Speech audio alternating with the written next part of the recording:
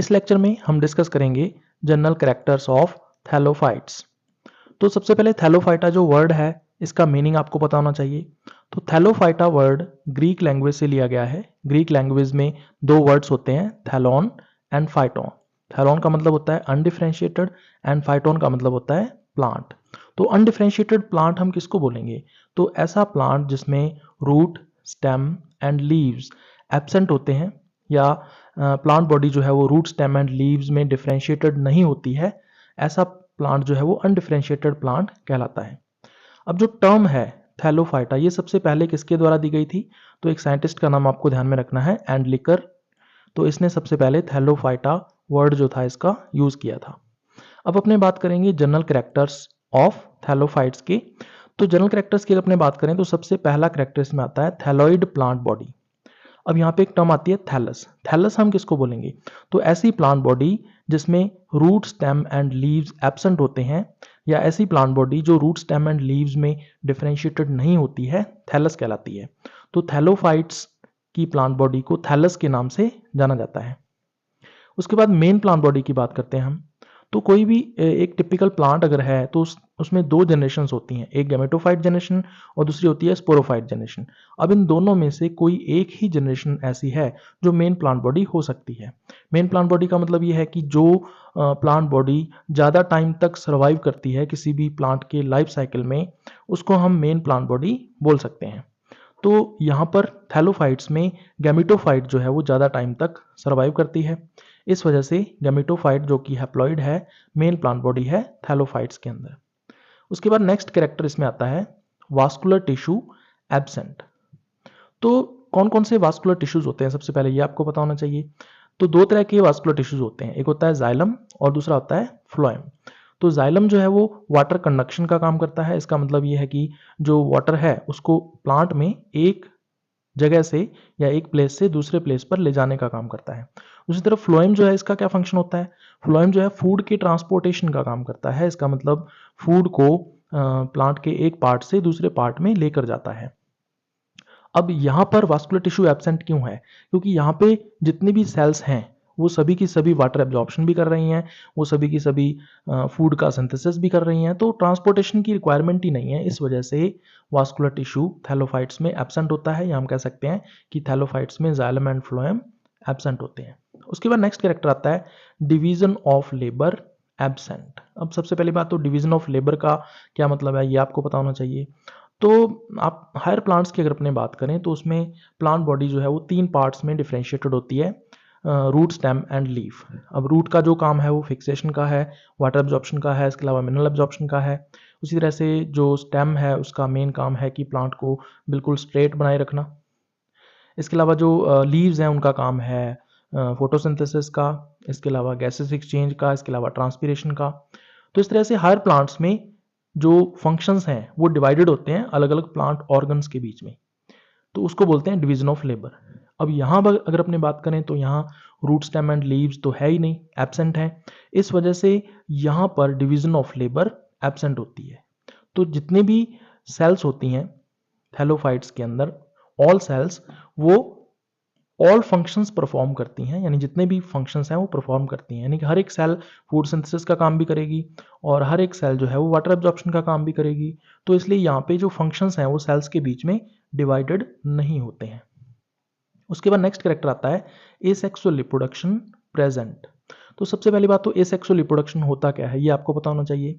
तो अगर माइटोसिस के द्वारा स्पोर्स का प्रोडक्शन हो रहा है तो इस प्रोसेस को हम बोलते हैं एसेक्सुअल रिप्रोडक्शन। तो formation of mitospores is called as asexual reproduction. अब इस माइटोस्पोर्स कैसे प्रोड्यूस होते हैं? तो जैसे मान लीजिए हमारे पास एक सेल है डायग्राम के अंदर, एसएमसी, यानी कि स्पोर मदर सेल जो कैसी है, हैप्लॉइड है। अब इसमें होगा क्या, एक माइटोटिक डिवीजन होगा और जिससे दो सेल्स बन जाएंगी जिनको हम बोलेंगे माइटोस्पोर्स। अब ये नॉर्मल स्पोर्स नहीं है क्योंकि ये माइटोसिस से बन रहे हैं, इसलिए इनका नाम क्या पड़ गया, माइटोस्पोर्स पड़ गया। अब ये माइटोस्पोर्स जो है वो मोटाइल भी हो सकते हैं और नॉन मोटाइल भी हो सकते हैं। अगर तो ये माइटोस्पोर्स मोटाइल हैं यानी फ्लैजिलेटेड हैं, यानी एक्वस मीडियम के अंदर मूव कर सकते हैं, तो हम उसको बोलेंगे जूस्पोर्स।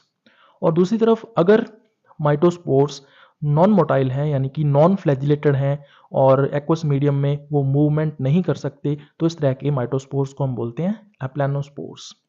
तो दो तरह के मेजर स्पोर्स होते हैं जो कि हमें देखने को मिलते हैं एसेक्सुअल रिप्रोडक्शन के अंदर थैलोफाइट्स में। उसके बाद नेक्स्ट कैरेक्टर इसमें आता है एम्ब्रियो एब्सेंट। तो संपूर्ण प्लांट किंगडम जो है उसमें केवल थैलोफाइट्स ही ऐसे प्लांट्स हैं जिनमें एम्ब्रियो एब्सेंट होता है।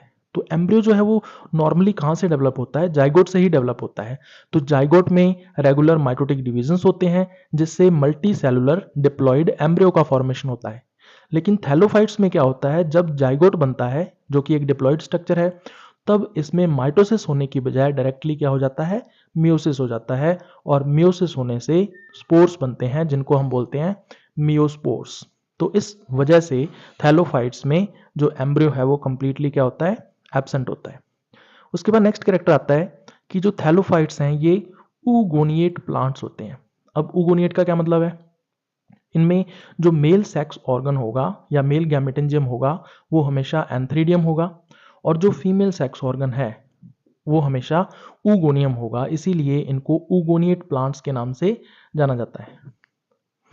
अब थैलोफाइटा की अगर अपने बात करें तो थैलोफाइटा को फिर आगे दो ग्रुप्स के अंदर डिवाइड किया गया है, फंजाई एंड एल्गी। तो इन दोनों में डिफरेंस आपको पता होना चाहिए। तो क्या क्या डिफरेंसेस होते हैं उसके बारे में हम लोग यहाँ पे डिस्कस करेंगे। तो सबसे पहला डिफरेंस आता है कि जितने भी फंजाई हैं वो हेट्रोट्रॉफिक होते हैं। हेट्रोट्रॉफिक का मतलब ये है कि ये फूड के लिए दूसरे ऑर्गेनिजम्स पर डिपेंडेंट रहते हैं। फॉर एग्जाम्पल जैसे या तो ये पैरासाइट्स हो सकते हैं या फिर ये सैप्रोफाइट्स हो सकते हैं। तो दूसरे ऑर्गेनिज्म से ही हमेशा फूड को लेंगे क्योंकि ये खुद का फूड जो है वो सिंथेसिस नहीं कर सकते। तो फंजाई हेट्रोट्रॉफिक होते हैं। दूसरी तरफ अगर अपने एल्गी की बात करें तो ये ऑटोट्रॉफिक होते हैं। ऑटोट्रॉफिक का मतलब ये है कि फोटोसिंथेसिस के द्वारा लाइट की प्रेजेंस में ये अपना फूड जो है वो खुद सिंथेसिस कर सकते हैं।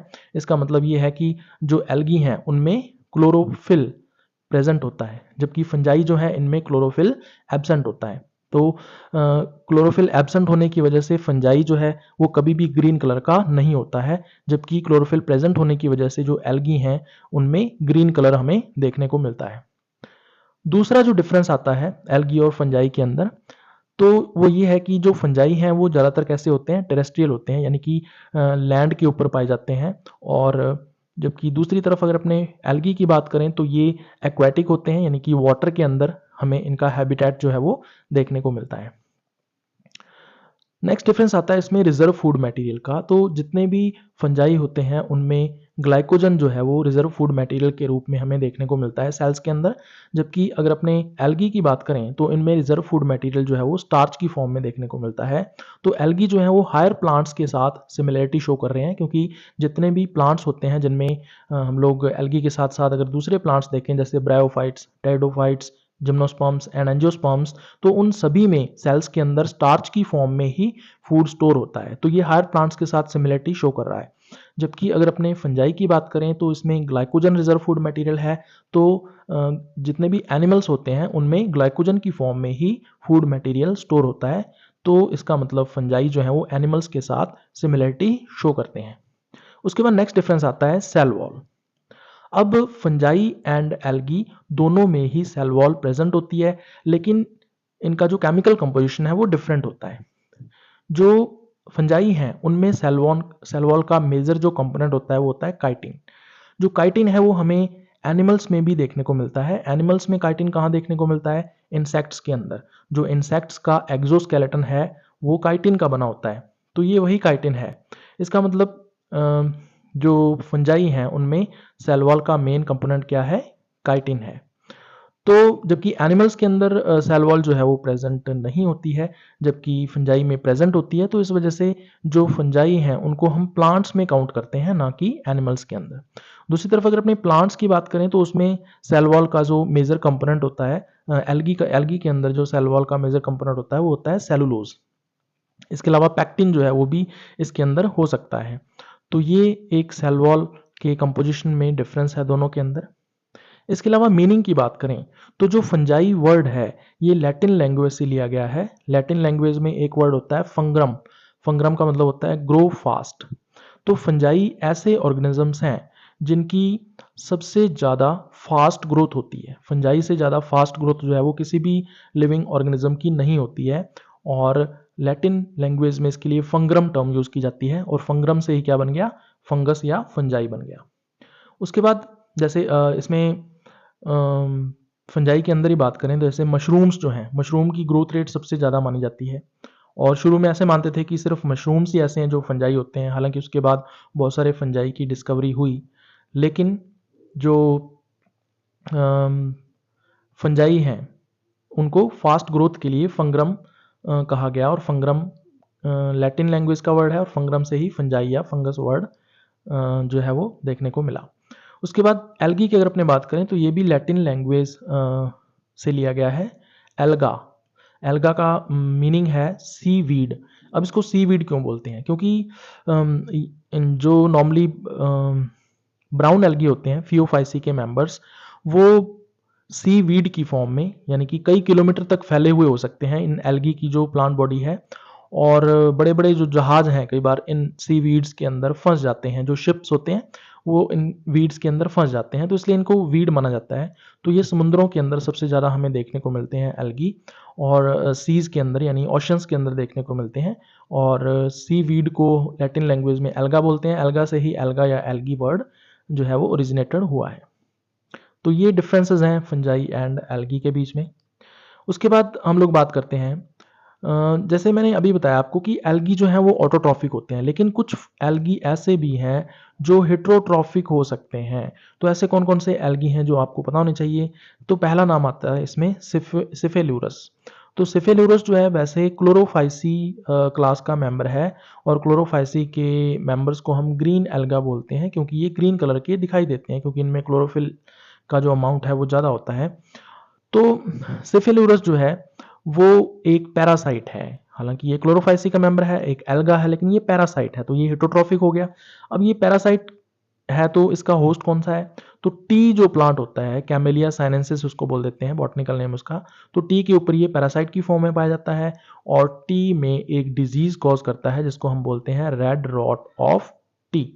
तो इसमें क्या होता है, जो लीव्स हैं टी की उसके ऊपर रेड कलर के पैचेस पड़ जाते हैं, और उस वजह से जो क्वालिटी है टी की वो डाउन हो जाती है। तो ये एक एल्गा है जो कि हेटरोट्रॉफिक होता है। इसके अलावा एक और एल्गा है जो हेटरोट्रॉफिक होता है, हारवेल्ला। तो हारवेल्ला जो है ये रोडोफाइसी का मेंबर है, यानी कि रेड एल्गा है, लेकिन ये ऑटोट्रॉफिक नहीं होता, बल्कि क्या होता है, हेटरोट्रॉफिक होता है।